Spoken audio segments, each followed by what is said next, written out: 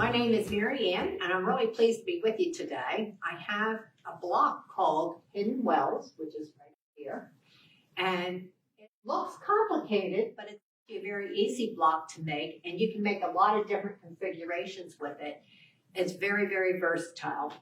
The fabric I'm using today is called batik, and this is what it looks like. And a batik fabric actually came from Indonesia. And the way they make it, it almost looks a little bit like tie-dye, but it's made with wax. They wax their fabric, and then they dip it in the color, and then they wash it. They put it in hot water to get rid of the wax, and then they can put another color if they want. So this is what a batik looks like. And the neat thing about batiks is they're nice and crisp, so they make a nice block. And the back looks the same as the front. So you don't have to worry about whether you have it on the right side or the wrong side. For this Hidden Wells block, what you're going to do, you can take fat quarters or you can take fabric. I took these jelly rolls, which are already 2.5 inches, and I sewed the 4 together. Those are the directions I have for you. However, you could make these strips any size you want. If you want it bigger or smaller, you can actually make one strip 2.5 inches, and you can do the other one 1 inch. You can vary them however you want, as long as you do them all the same. So you're going to make this, and if you do fat quarters, you'll get probably 2 blocks out of a fat quarter. Actually 4 blocks, 2 by the width and 2 by the length. If you use fabric, you want to cut it 2.5 inches by the width of the fabric, and usually the width of the fabric is like 42 inches, something like that, so you'll have a lot. Then what you do is you take this and you measure it. Usually if I do the 4 2.5, it comes out to close to 8.5 inches. This is 8 inches and a pinch, 8 1/4, 8 1/8. So what you want to do next is you want to cut these blocks so they're square. So this is 8 1/8 inch. I'm going to cut 8 1/8 inch this way so I have squares. Now I've actually already cut my squares. So I have my 2 squares here, same size. And I'm going to take one of these one way, and I'm going to take another one, turn the opposite way. So if these stripes are going up and down, these are going to go sideways. And you're going to put the good sides together. And I told you the back and the front are the same. So you're going to put the side with the seams on the outside and the side without the seams on the inside. And you're just going to match them up, and you're going to sew 1/4 inch all around the whole block. You're not going to leave any space for turning. We're going to make the 1/4 inch all around the whole block. So I'm going to go ahead and do that now.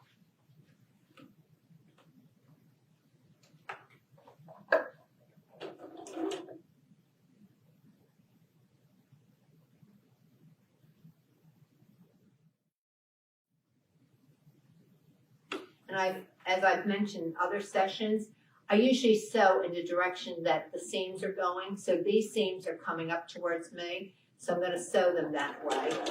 That way I don't have to worry about them getting twisted into the finished product.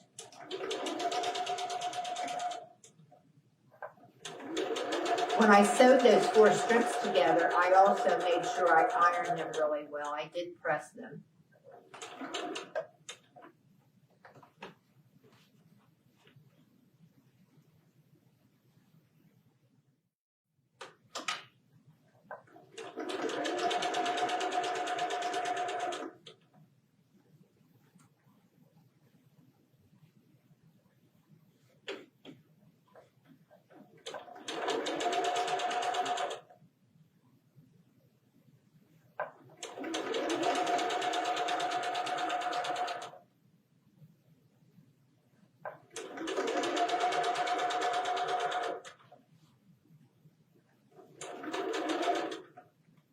Ordinarily, I would not take this out of the sewing machine now, but I would just keep going around. I noticed that, actually this is okay. I was going to say, I noticed that one block seems like it's a teensy bit longer than the other. I could just go ahead and nip that a little bit.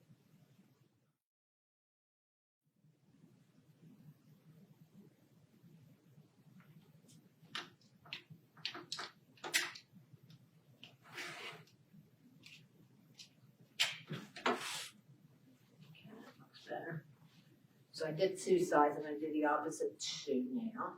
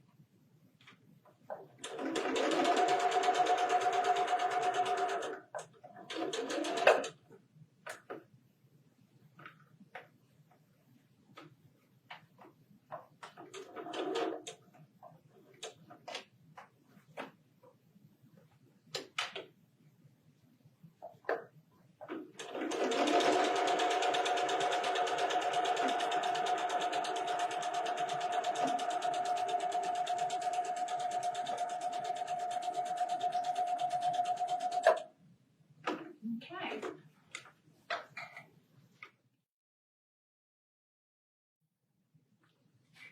Now you should have the 2 blocks sewn together, one with the blue here, one with it here. Okay. What you do now, and you can do this either with just a ruler, or if you have a pen, a special fabric marking pen, you could use that. You're going to take it and you're going to cut diagonally. Get this stuff. You're going to cut diagonally from one corner to the other, but you're going to do it in both directions. So if you have a mat that moves around, it makes it easy, you don't have to move your fabric. If you do have to move your fabric because you're using a regular mat, what I would do is take a special fabric marking pen, and let me see, I have one here called Friction Pen. Besides quilt stores, I've gotten them at Staples, and they're really nice because you can mark your fabric, and when you press the fabric, it erases, so you don't have to worry about it leaving any marks on your fabric. So I use these a lot of times, and they come in different colors. A lot of times at Staples, you get a pack that has the black, the red, and the blue, so you can, make sure you can see it on whatever fabric you want. I'm going to go ahead and just use my ruler and make sure I'm at the corners, and I'm going to cut across, and then I'm going to turn my mat to cut the other diagonal.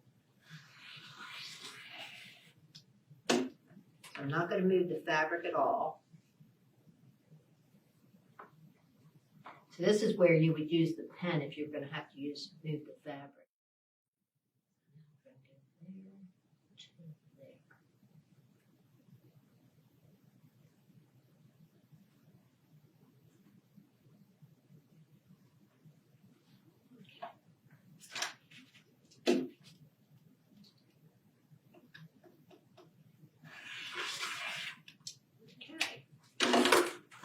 So now, let me trim the part that didn't get cut.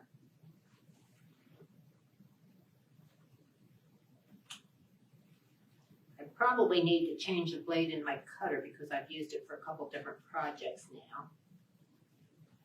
When it starts missing places, then you know it's time to change it.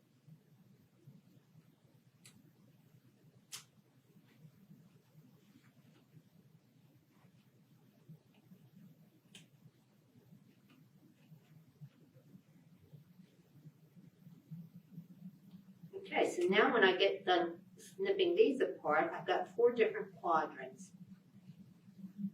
And I'm going to press all the seams that I just sewed.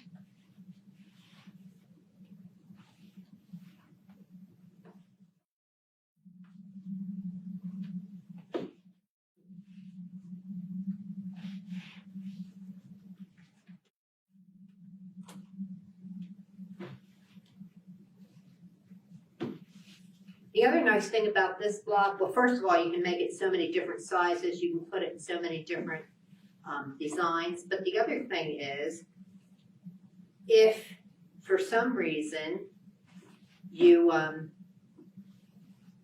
didn't have each block the same size, they're really easy to trim without destroying the block.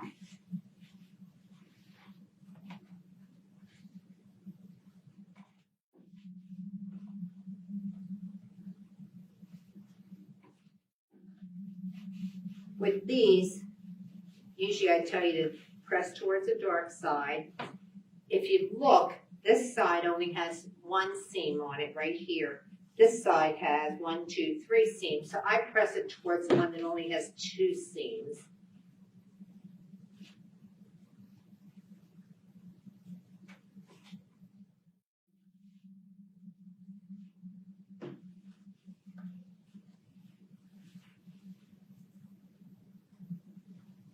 This is not a block that I would use in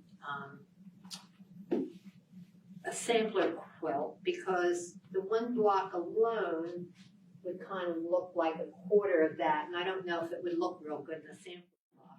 This looks great in a quilt where you're making all the same block, and because it's an easy block, it would make it very quick to use this particular block in a quilt. You can also, I use kind of coordinating fabrics. You don't have to do that. I kind of like the look of the coordinating fabrics. And I definitely like the batiks in this particular pattern. Trimming off those dog ears.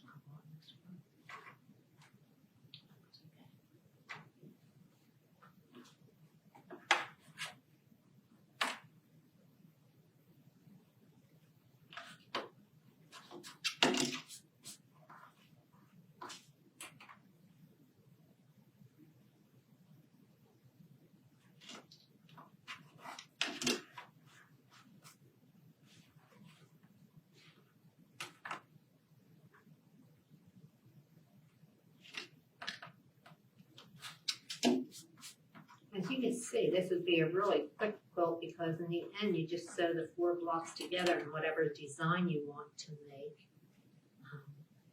And you've got your quilt. Okay. So now I've got my 4 blocks. And actually I made some before the class too. I want to show you what you can do. You can do it with the 2-piece section all being on the outside.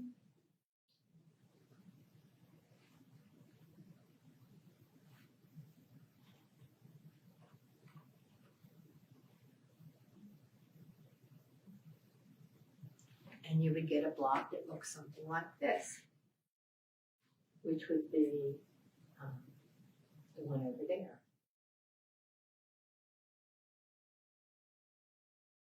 The other way you could do it is you could put them all in the middle.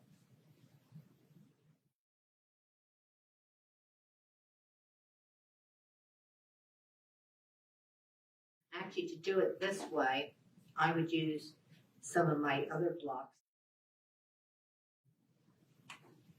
Let's see how to do this. I made some before I came. And that way,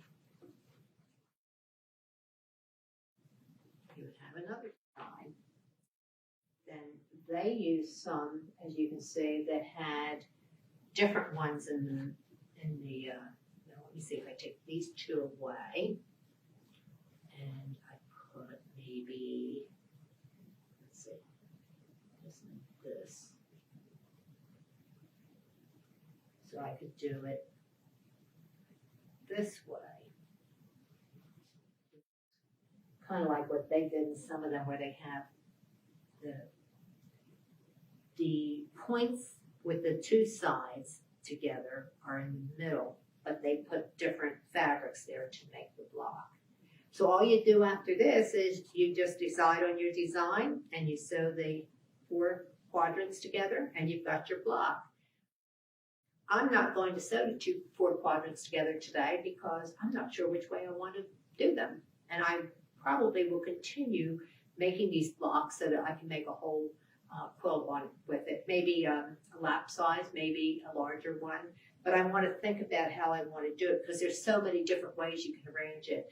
And that's one of the reasons I really like the batiks. And as I said before, you don't have to have them all the same width. You can make them 1/2 inch smaller, you can make them 2 times bigger, you can do whatever you want. You can actually even make them different sizes. I would always put the darker fabric on one end and go from dark to light. That's just my preference. The other thing is, depending on how many strips you'd put, if I had put a 5th strip, it would make it bigger. Then you cut the size of the block so that it's even. If this is 10 inches, you're going to cut it 10 inches this way. So you can make it any size you want. This is going to give me a 10.5 inch block when I'm done. But you can make your block any size you want by varying the width of your fabrics and the size of your block. Thank you for joining me today. I hope you enjoyed this tutorial.